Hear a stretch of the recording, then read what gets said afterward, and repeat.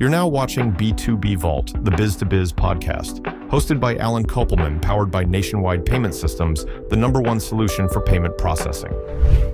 Hey, everybody. Welcome to today's episode of B2B Vault, the Biz2Biz podcast, sponsored by Nationwide Payment Systems and our new payment platform, NPS One. So if you want a demo of NPS One to see all the great things it can do, as a payment platform for your business, go to nationwidepaymentsystems.com and book an appointment. And today on the podcast, we're having a guest. All my guests are special, but I really like this guy. We connected on LinkedIn, and I always like to find unique businesses, unique products to expose my audience to, and this is a great product for nonprofits. And welcome to the show today, Luke Keller from Match Grant.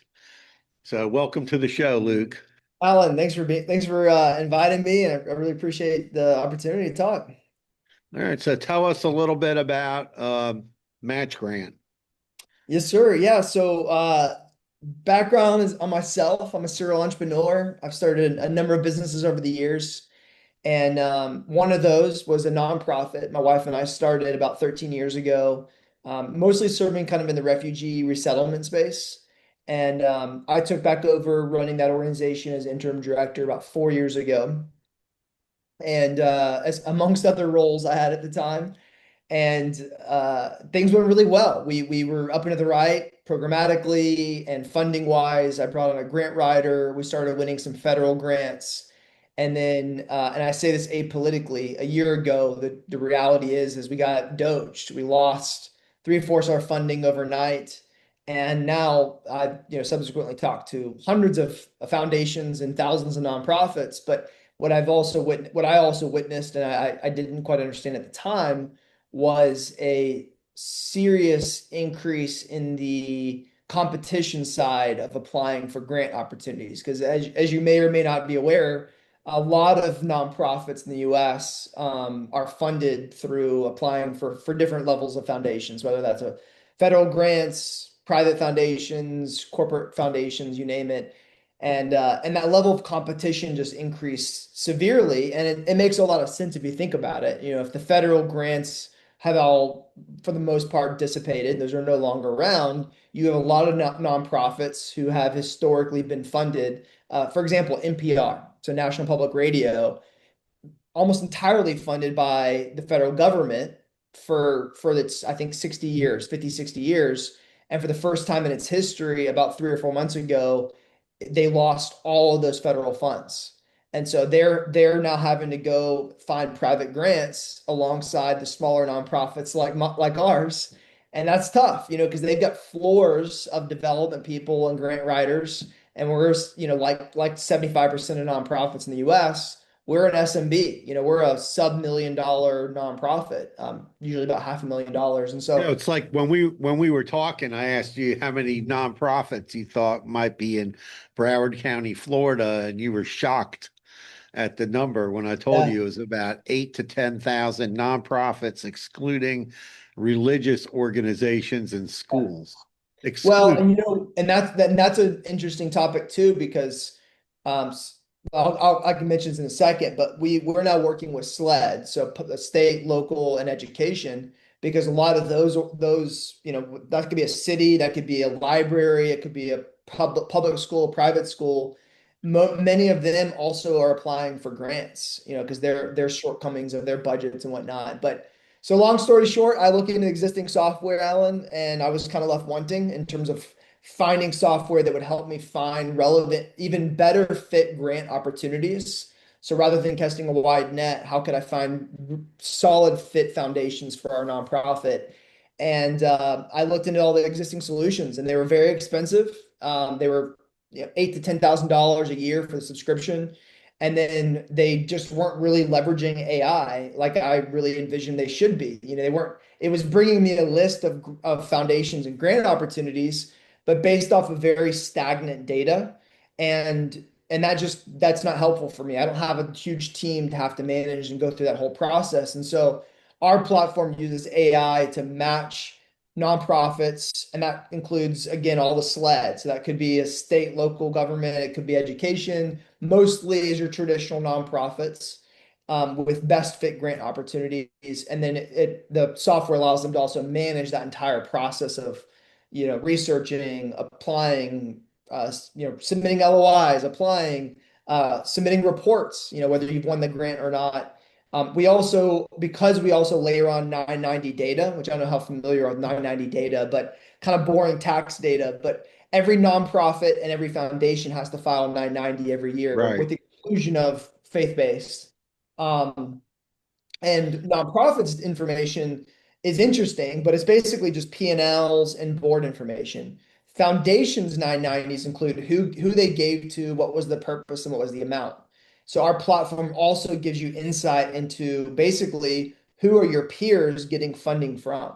So if you're a nonprofit for the first time in your history, you now have the ability to literally know who's funding organizations like you, and then it gives you the contact information for those boards. It gives you how to apply, when to apply, all the relevant information you need to actually then pursue those organizations as well. Yeah, it's really tricky when you get into, getting grants. And I've been involved with my synagogue, and like we applied for like many different kinds of grants over the years for help with security, schools, because there was a school there. So there's grants for school security, there's grants for all kinds of things. And it's not necessarily easy to find out where to go get that money for your nonprofit, right? Because where do you go? You just go search on the internet, or it's word of mouth. Other people say, "Oh, we got this grant," so you can apply for that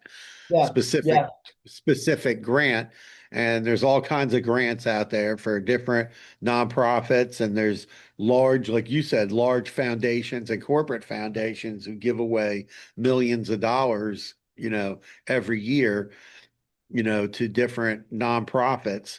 It's just, who are they giving to, what types of charities and things like that. And exactly. paying a grant writer can be expensive, because we've done that in the past, paying a grant writer. And does your software help with like writing the grant? So right now it's more of the matching and the management side. How and even then, I don't ever see a future where like the human intervention side of like writing the grant, verifying the information will ever go away. But the joke is, if you've written one grant, you've probably written 50 grants, because it's Okay. basically, with the exception of some questions and some information, you're basically rewriting the same thing over and over and over. And so in the next month or two, we've almost built it completely, but it's an automated grant writing assistant that will basically be able to take those boilerplates, 990 information, financials, and then pre-fill out applications for you. And the goal of that is that it will help you write grants faster and more accurate, so that you're not having to repeat yourself over and over and over. And a lot of grants, and I know this from projects that I've worked on when I was helping different nonprofits, is you might get a grant for, let's say, $50,000, but you have to spend the money first. So you have to send in all your invoices and proof of payment and all that. Like, oh, we were putting in a security system. So they want to Yeah, know, like, oh, you paid for the security system, yeah, then you get the money back, things yeah, like that. exactly. Exactly. So the same thing, and they have a lot of rules. You can't pay the grant writer with any of the money. You're not supposed to be paying your rent, and Yeah. and things like that. Things have to be used for, and you have to supply proof of that most of the time. And do you guys like interface with that part of the process too? Well, so I'll say this, that the beauty of our platform is that it's based that it surfaces grant opportunities based off of hyper specific what you're looking to fund. So for example, if you're wanting what you're describing to me is an unrestricted grant, or a general operating grant, that's how you can basically search for it. So you could search for it, wanting it to not necessarily be programmatically tied to it. or even just putting in the details, like I want to be able to use 30% or 50% of this grant to pay for administrative overhead or grant writer, whatever. Like you can put those in the details. And again, that's only going to surface grant opportunities where that's relevant. I'll also say that, the other interesting thing, with that information I have from peers, we call it peer search. I could tell you, well, who are your peers receiving funds from? And then you're able to then search for, again, unrestricted. So then you could find, are they writing unrestricted? What's the percent of those that's unrestricted? And then that gives you the ability to, again, like go through that process. And some grants, as you may or may not know, Alan, you're not even applying for. A lot of the insights we're giving are in foundations that have historically been pretty closed off. So we call those non-solicitation foundations. By definition, you can't reach out to them. There's no application process to actually Right. get your foot in the door. It's truly just networking yourself into those opportunities.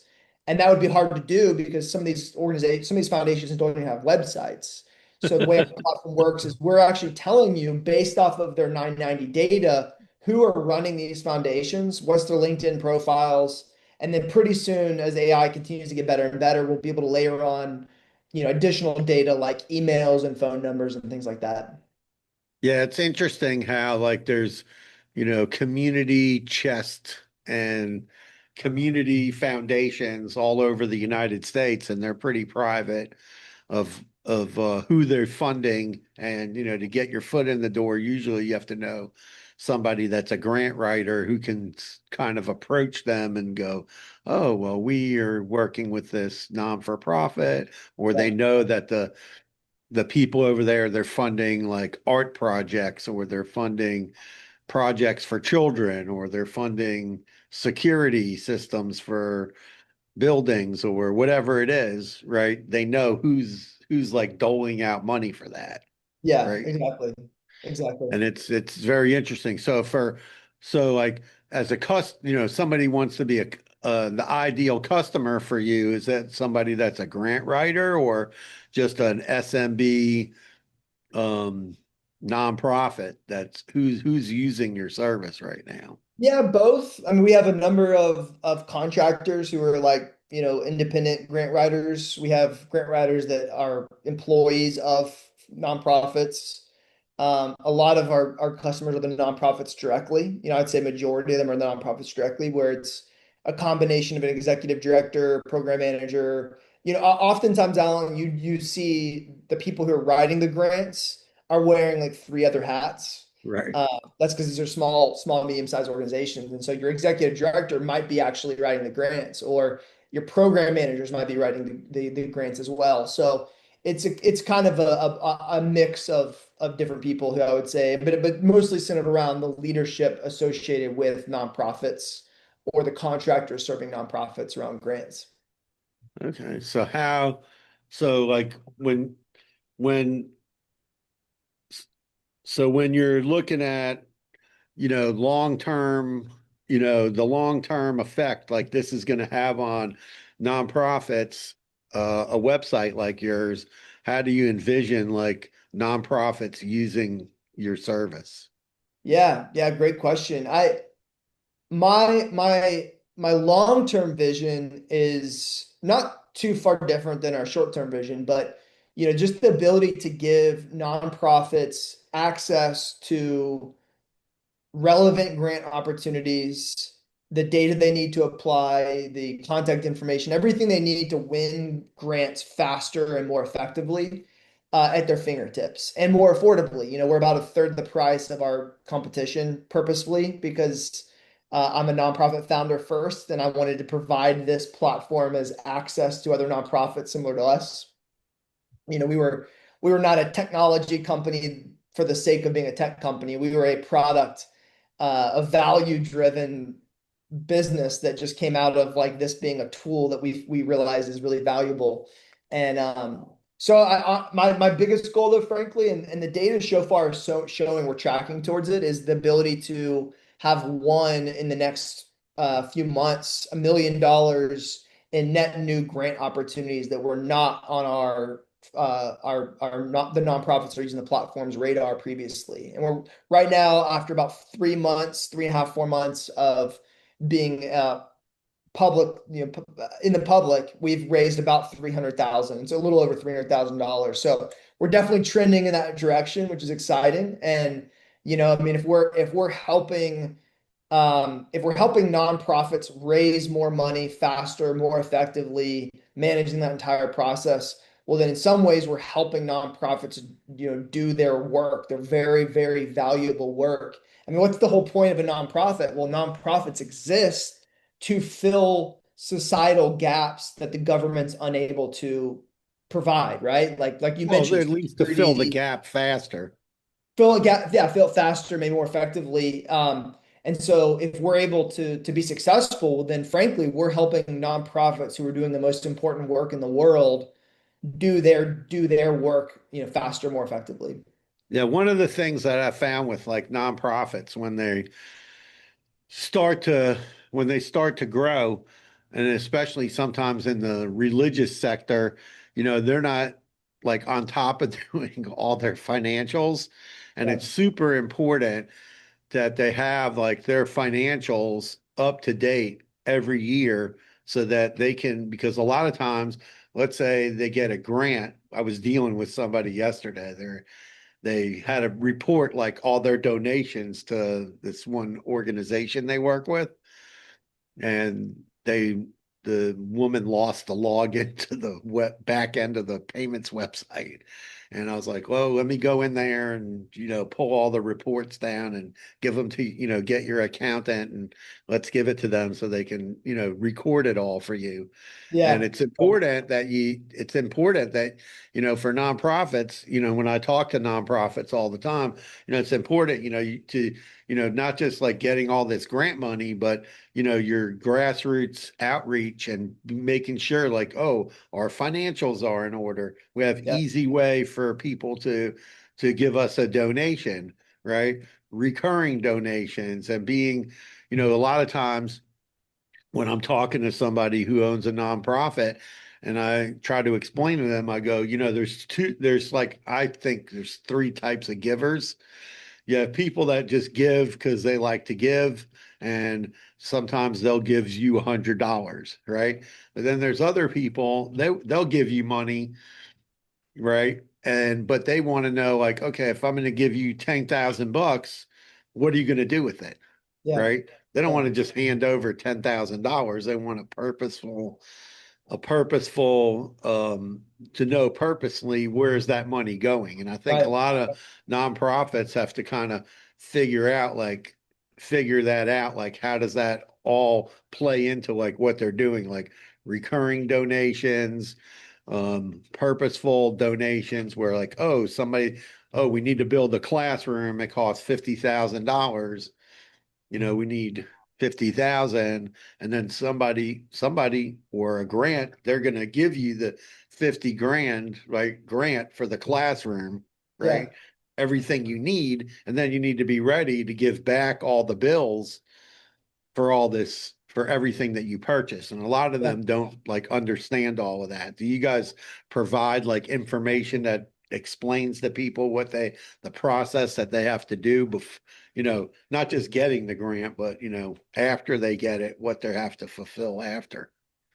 So we definitely are able to provide all the information on what's required to apply, first of all. So that's a mix of, some require audited financials or third party audited financials of sorts. Some are going to require P&Ls, and most of them require P&Ls. But yeah, I mean, so we're able to provide that information, and then usually based off of what is coming back, like let's say you win a grant opportunity, well, it's kind of relative to what that foundation wants to see. Governments are going to have a little bit more oversight, like they're going to want to have more information on, like, well, I should say this.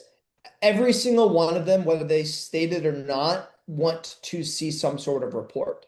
They want to see, like you said, they want to see where their money was spent, how it was spent, what's the impact. It's relative to whether that's like required or not to receive the money in the first place. I always say every single one of them wants to see it though. And that's why I always recommend is submitting those reports anyways, because if you're going to reapply for a foundation and you have not submitted a report, well, that's not going to look good. Not Right. again, not that they can like do, and there's no recourse generally for that. But it's if you ever want to reapply, like they're going to want to have seen that. So that's where like our platform makes it really easy, mostly just to be reminded. So like we integrate with Google, most calendars, like Google and Outlook. And so it's going to remind you when you need to reapply for those foundations or submit reports or things like that.